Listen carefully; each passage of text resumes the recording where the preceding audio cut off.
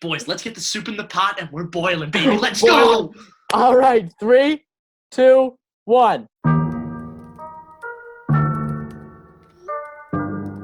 Welcome back. I'm Neil. I'm Pat. I'm Michael. And this is the 4-on-1. We're covering everything football world. Boys, how are we doing? How are we doing this week? Oh my God. Neil, it's so funny that you continually ask me this stupid question every single week. You know how I'm doing. I'm bringing the energy. Got a bit of a hot topic this week. Very interesting topic. I'm really excited to get into it. Mike, how are you, man? How are we? Oh, wow. We're getting to the point of quarantine where my hair is too long to just kind of like live. Yeah. So I need to have hats now. And I don't mind it. I'm kind of digging the look. But no, I am super pumped. This is going to be I am electric. Yeah. So today we kind of face some tough news. Gronk is coming out of retirement to play for the Bucs. Pat, take it off. Yeah, Pat, just what are we thinking? Let's get into it, boys. we all know this was tough. You know what I mean? This was tough for everybody. There was no easy way to put this. Think of that offense. Yeah. Everybody think of that offense. Chris Godwin, Mike Evans, Jordan Howard, Gronk, and Brady. Jordan Howard. He's in Miami. Howard, Cameron Brady. No, OJ Howard. OJ Howard. This is scary. But, Brady wanted weapons, and now he's got too many to count. These are my cold, hard opinions. Strong, and I'm probably going to say this. I'm going to go back on this when both these guys retire Patriots. Brady and Gronk are the biggest divas I have ever seen. Brady is the biggest diva. Gronk's the biggest party animal, which affects his decision-making. Yeah. Dude, you know what? No. I agree that Brady's more of a diva, but Gronk, I think, is a diva too. I think with the way Brady, obviously we all know, had us quaking in our boots, messing with our brains the entire offseason. Like, oh, is he walking in and out of the tunnel? And that picture he posted. You know the thing that sucks the most about it is that he had an interview with Howard Stern, and he revealed that he decided not to, that he was going to move on from the Patriots before the season even started. So his toying with us. How would he have even, if we had won, how would he have even, celebrated, knowing that his mind was already made up? And you got to figure, Belichick knew, too. I don't know. I have a feeling. I don't remember the interview off the top of my head, but I have a feeling. Belichick is the one that wanted to get rid of him. Yeah. Belichick is the one that wanted to get rid of him.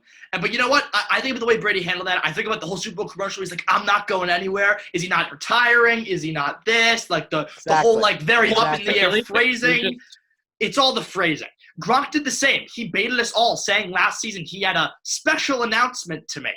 When we really needed him, there's a lot of, comeback. And he announced a music festival in Florida. Yeah. And then he said earlier this week, he was like, oh, I got some left in the tank. Maybe I'll come back. And I think that's wrong. So let's get to the actual move, right? Gronk wanted to return to play football with his favorite quarterback by his side. I think that's clearly why. Do you think it had something to do with him disliking Belichick? And I'm going to get into that a little more. Because I do. Not even him disliking Belichick. No, I want to cut you off right there. It is completely about him disliking Belichick because the reason he retired was because of the injuries. I will give some influence to that, but I think it's more so about just not liking Belichick. And I think Patriots destroyed that guy's body. I think it's to namely say Belichick. I think the organization as a whole and the but who's at the helm? Agreed. Belichick is. So because Belichick is there and he's the one that was the coach and the GM, he took a toll on Gronk's body. I think that he wanted to leave because of Belichick. And then when Brady gets out of that hellhole of New England that Gronk thinks it is, he's like, oh, I want to catch balls from Brady in Tampa Bay. That's how low he thought of New England, is that he would go to Tampa Bay to catch balls from Brady. That's, I think, is what the biggest thing that speaks volumes about all of this is I went to Tampa Bay to do that. Yeah. Crazy. It really shows you how much I think that this was because of Belichick and the way that he coaches. I do think it was because of it. We needed him last year. But when we needed him most, he didn't come back. He said, no. And now when Brady is somewhere else, Now he wants to come back? Think about that for a second. I feel like you have to kind of, given the knowledge that Brady said he wasn't going to be a Patriot before the season even started, he probably told Gronk that too, right? You have to assume. Yeah. I mean, the guy had the opportunity to come midway through the season. I don't think necessarily, but I think there's a chance. I think he did. It makes you wonder so many things. Like, was this the plan all along? Like how long? Like, who knew that this was gonna happen? Who knew Brady was gonna like?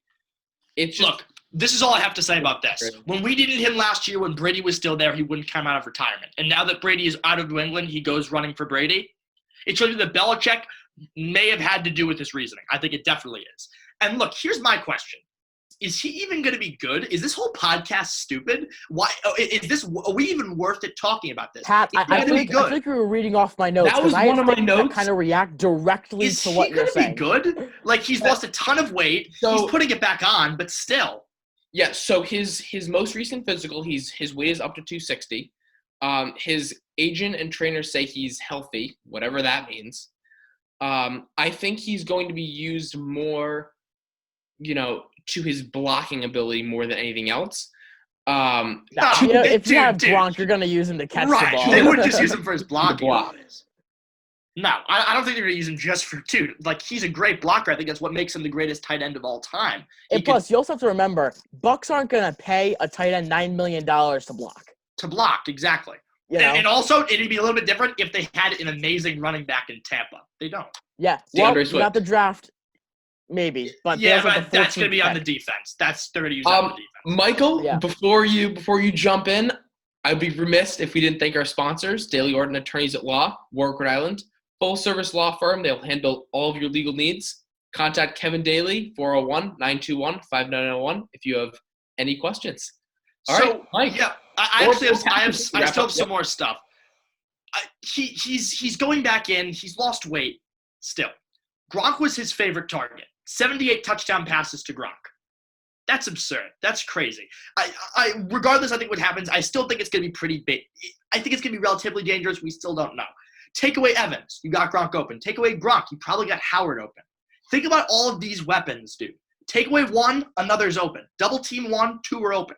Do you know what I mean? Mm-hmm. Back and forth. Chris Godwin, one of the best route runners in the league. I worry about the defense, but damn this offense. Do you know what I mean? I worry about it. Another thing I want to point out. Right. They have the worst offensive line in the NFL. Right. And that's another thing that scares me about Brady. And I hope they get an offensive lineman first in the draft. And I think they will. Here's the thing. I think both these guys know that they're past their prime. They should. They should know that they're past the prime of their career. Brady's 40. He's going to be 43 when the season starts. Right. Gronk retired. I think this is their idea. Maybe band together two guys that are past their prime and see if they can do something with it. We're in sync right now. We have the same vibes. Will it work? I don't know. I mean, someone retiring hasn't necessarily worked very well. No. Like look at history. It hasn't. Favre being the biggest culprit, coming back. Just, you know what I mean? Like, it just doesn't work out. Michael, I have a take for you. Please. Does this show you, now more than ever, that the Pats need a tight end? Come on. Now that they have this pick. I like this. I like it. Because, I mean, if they really wanted Gronk back, I feel like they really would have fought tooth and claw for him. I do think they need a tight end. I've never said they didn't need a tight end. I still stand strong thinking they do need a tight end. I don't think Komet's the answer. So audience. Because Pat, the Gronk situation wouldn't really change for us because he came out to the Patriots and said, "Look, I'm only gonna play for." No, but Pat's point is just like you saw what the offense was with Gronk. Now look what it was like last season without Gronk. Don't you think they need a tight end? That's more of his point. That's true. And I think that, yes, they do need a tight end. I just don't think you should spend a first-round pick on one. Everybody out there, if you want to see me and Michael get into an awesome debate about Cole Kmet, go to last week's video. It was the mock draft. I'd say a little bit more than halfway in. It's like at the 38-minute mark or something like that. It's a fantastic little debate. Yeah, it is. And I want to talk just a little bit more about Bill. Do I think Bill is a jerk? Yes. Do I think he shows loyalty to anyone? Nope. But does he win games? He does. Do I think he has a plan for this? Yes. I think the guy can do whatever he wants as long as he wins. I was like, oh, he's such a jerk. Like, he shows nobody loyalty. Like, boom, you're gone, you're gone. I think anybody can do whatever they want with their team as long as they win. And I think this year, that's going to be tested. So, Bill, if you're listening, I'm on your side. Bill's listening. If you're listening, I'm on your side. Prove you can still do it. And I think this deal kind of mirrored who is someone else that came out of retirement not too long ago? Jason Witten. Marshawn Lynch.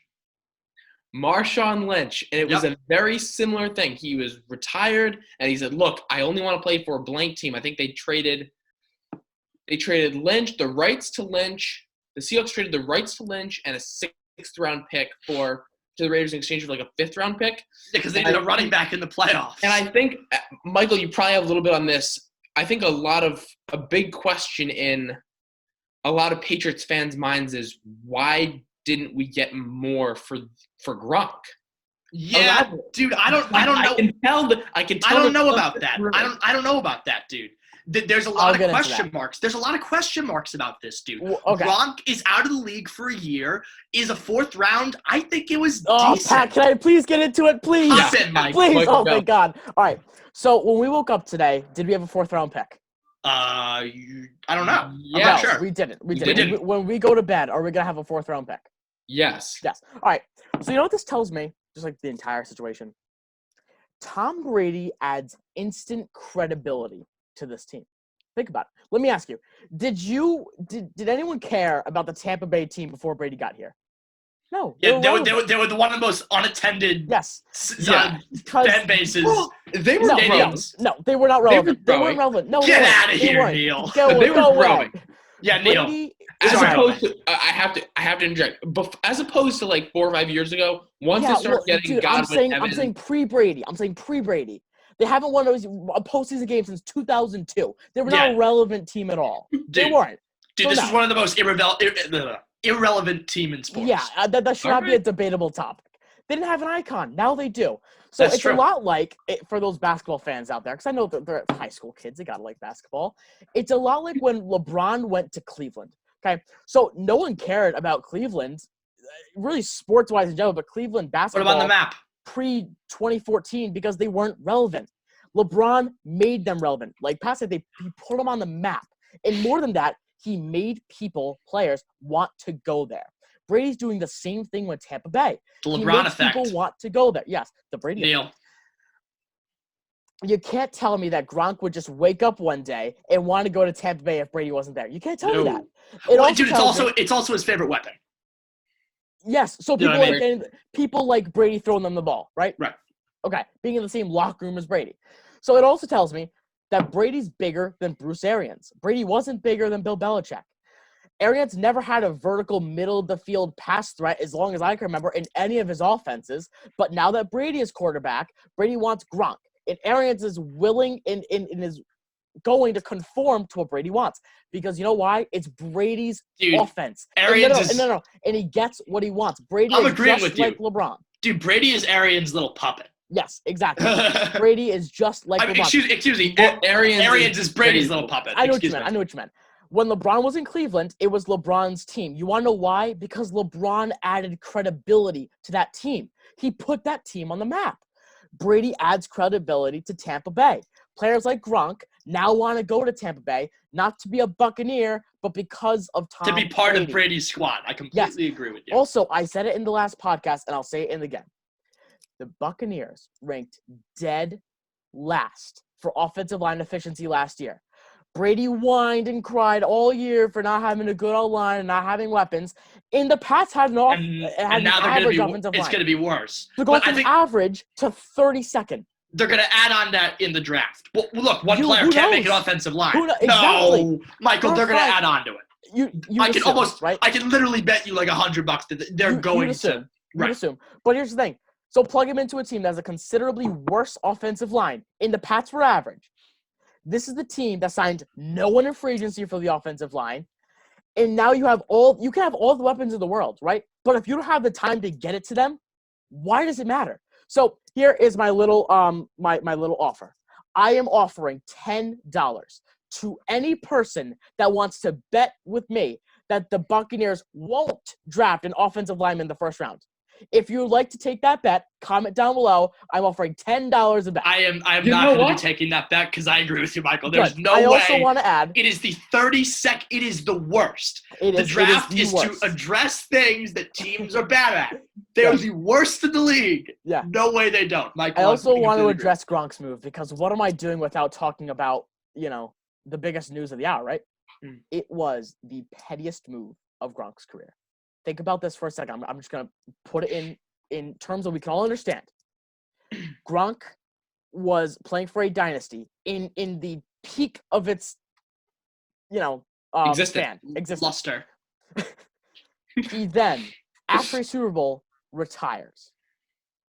A year later, when his best friend, best quarterback in the world, leaves that team to go to a different one that is not relevant, that doesn't matter at all, that has a relatively dysfunctional front office, leaves the Patriots to go to that team. You cannot tell me just because of injuries. He had some sort of alternate motive regarding hatred for Belichick. I have no doubt in my mind. And you know what? I think people are also forgetting, and Pat didn't bring up, he had such an atrocious 2018 season. He caught for just a little bit over 600 yards.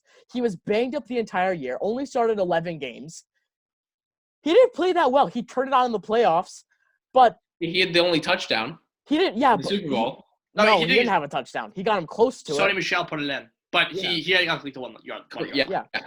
And also, I want you guys to remember former players that have come out of retirement. We talked about Brett Favre and Marshawn Lynch. I mentioned more, in my opinion, relatable, Jason Witten, tight end to tight end. Yeah. Came out of retirement, sucked. Now still trying to, get his career back together. Reggie White. I don't know. Some guys might remember him. Defensive end. Reggie White. Not nearly as close to as good as he was. Deion Sanders came back from Baltimore. Sucked. Yeah. Brett Favre. That was an entire story. He sucked. Marshawn Lynch sucked.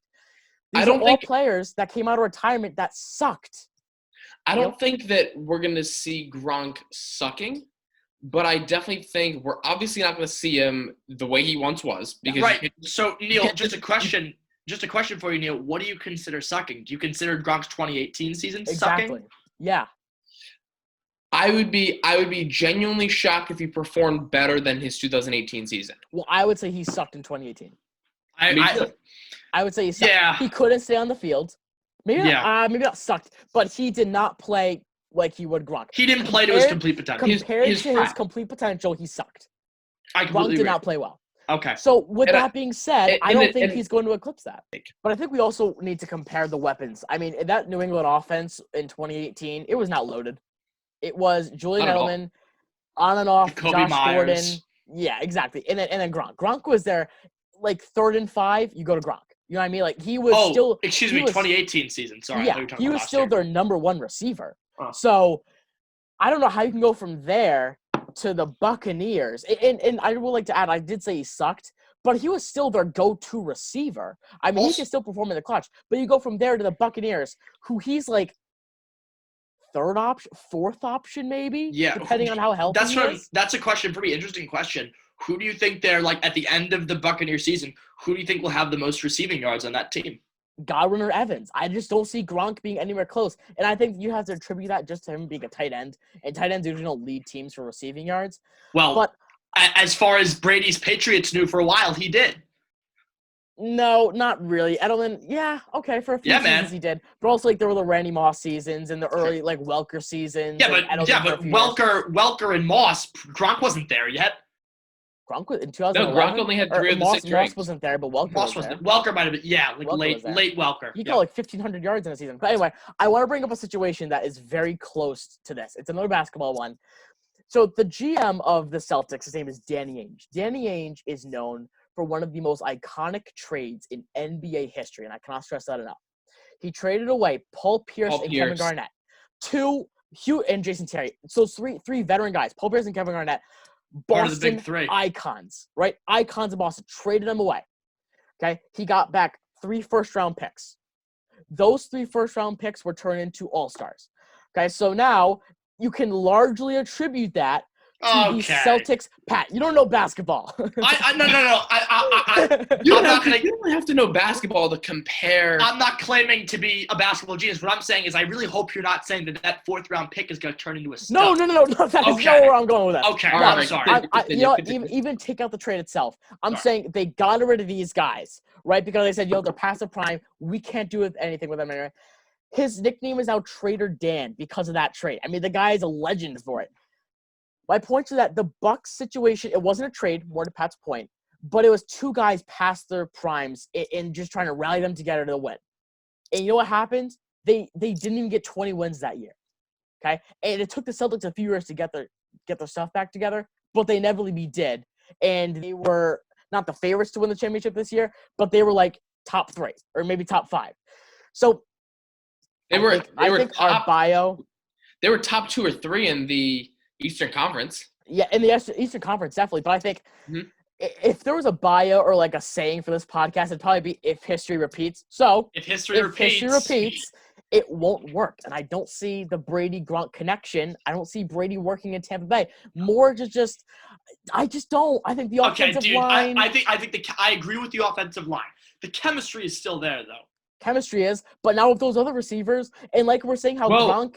But we're saying that Gronk isn't the number 1 receiver anymore, not even number 2, so you can't rely on just the chemistry. Michael, I think you have to think about when you said chemistry with the other receivers. I think you need to think about how, not to rip on the Pats, but how much significantly worse the Patriots receivers were. It's going to take a lot more to build chemistry with them rather than absolute all-stars. You know what I mean? Largely attributed to the lack of receivers was not having any chemistry with them. That was one of the biggest news headlines. Brady's lack of chemistry. And lack of chemistry was a problem. But don't you think it's easier to be able to? It's definitely skill. Yes. The skill is just it's unexplainable. You know what I mean? I agree. But Godwin and Evans, it's going to be easier. Maybe the chemistry will take the same amount of time because chemistry has to build. But they're going to be able to produce faster just because they're better. But you also need to remember, it's worth noting, the coronavirus, probably no OTAs, probably no preseason, probably no training camp. I don't want to get into a debate of that. I don't want to get into a debate of coronavirus.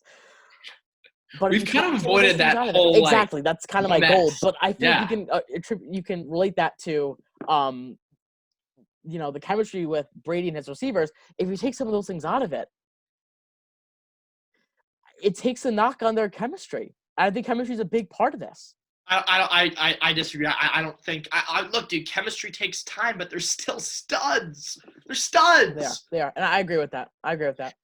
There's no other way to put it, dude. These guys are so good, and I think we should focus more on Gronk and how I don't think that Gronk's chemistry itself is going to highly elevate this team's offense. Honest to God, maybe a hot take. I don't think Gronk is going to make much of a difference for their offense. I really don't. Honestly, I don't think he will. Honestly, same. Just because what did he do in 2018? The chemistry was still there. And we're exaggerating. He was in and out of injuries, obviously. Yeah. But he didn't.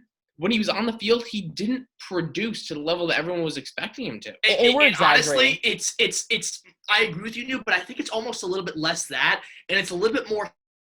Gronk's presence just kind of disappeared. Yeah, but you also have to remember, and we're obviously not giving this as much credit as it deserves, but he battled through injuries, and having that year off is going to be amazing for his body, obviously. But and that's something at the end of the day, I think you go into a loaded offense. It's somewhere completely different from you've played your last 9 seasons.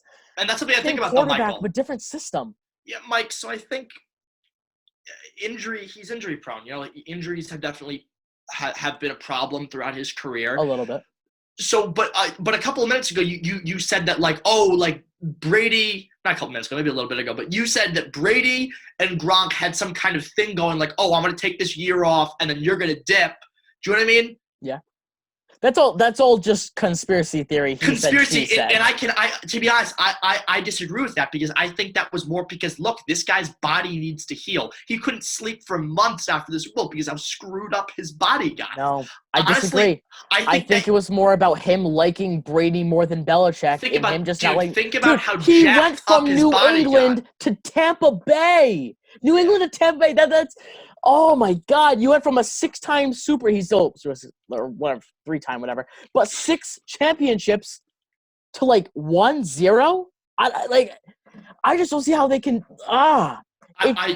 I feel like I just don't see that break that Gronk took having to do with that. I think it's entirely about it. I think it's that and the injuries, but I think it's more so about that. I think the injuries just took so much more precedent over that because how jacked up his body was. Such a slap in the face to the New England organization. Completely agree. I couldn't agree more. It's a ridiculous. That was probably the point, especially because we have no idea what happened. We have no idea what happened between Brady and Belichick, between Belichick and Gronk. Like, we have no clue. By the way, we're just conspiracy. This is. We need to remember. Hold on. Wait, is that the word? Is that the word? Conspiracizing? Conspiring. Conspire. Thank you. Conspire. We're just conspiring. But one more thing that we just have not brought up yet. Belichick tried to trade Gronk 2 years ago to Detroit for a first-round pick. Mm-hmm. And then Gronk said, "You trade me, I'm retiring because I don't want anyone else throwing me the ball except for Brady." So don't you think that this is majorly? Dude, Belichick's a jerk. He is a jerk. Don't you think that Belichick or Gronk might have a little bit of like ill will towards Belichick? Absolutely. Because he tried Brady, to trade him. Because the same situation happened with Brady. In highly regarded as like the peak of his career, maybe? Absolutely. Dude, Garoppolo, same thing happened. Belichick looked at Garoppolo and said, "I like that guy. Brady, see ya." And what did Brady do? He flipped out and then he left. He left. Exactly. So what makes you think that Gronk is any different from Brady? I do think it was part of it. I just don't. I think injuries still had to do with it. No, we are reading the same sheet of music. Injuries did have something to do with it, but I think it was more so the effect, the negative effect that Belichick had on Gronk. These are my final thoughts. What I want to say is that I am on Belichick's side for now. Is he a jerk? Yeah, he's a jerk. He's the worst. He's such a jerk. He has no loyalty whatsoever, but he wins goddamn Super Bowls. He wins. Is that because of his coaching ability, or is that because he had Tom Brady and Rob Gronkowski? We'll see. Yeah. All right, let's go around the horn one more time. Thoughts? What are your final thoughts? Is it going to work? Is it not going to work? Yes or no? What do you mean? What going to work? Gronk in Tampa. So I kind of want to go first. My initial reaction is no. My initial reaction is I agree with Michael. I don't think it's going to be as hot as the take this might be. I don't think it's going to be that big of an impact. I just don't see it, especially due to that lack of chemistry that we saw with Brady in 2018. And maybe the year off for his body will, give him that, extra 5 yards after a play or be able to, leg out another game or two. Or like that 3 or 4 extra games. Go ahead. My final thoughts. Does Brady still have something to prove? Yes. Does Gronk have I'm going to revise that. Brady has nothing to prove. He's won 6 Super Bowls. Does Brady still have himself. Yeah. Does Brady still have something left in the tank? Yes. Does Gronk still have something left in the tank? Yes. Maybe. I think both of them still have things. I think both of them have things left in the tank just because they're athletic football players. I still think both of them can play. Yes, so I don't think Favre. Sure. I'm saying, do they have the play to the Belichick? What am I saying?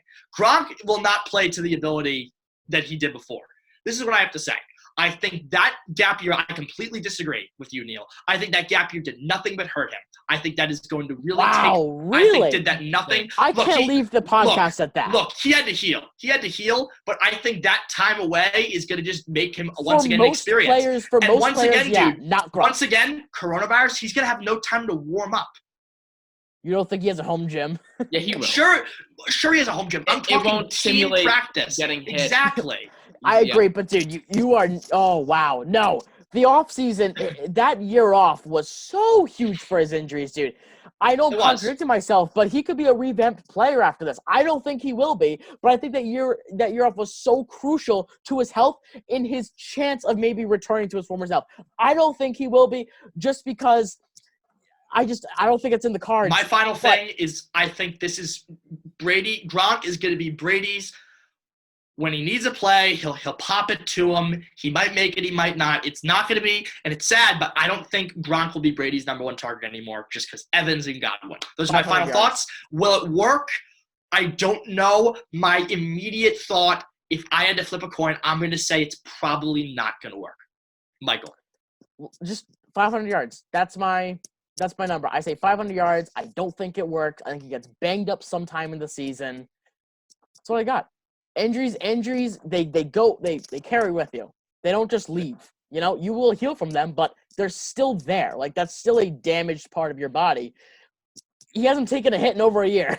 You know, he takes one hit, boom. It's gonna be an interesting season to say the least. Absolutely. I think we just about wrapped up. Yep. Pick it up. I'm Neil. I'm Pat. I'm Michael. And we'll see you next week. Let's go. Let's go. Very nice. Very nice. Fuego.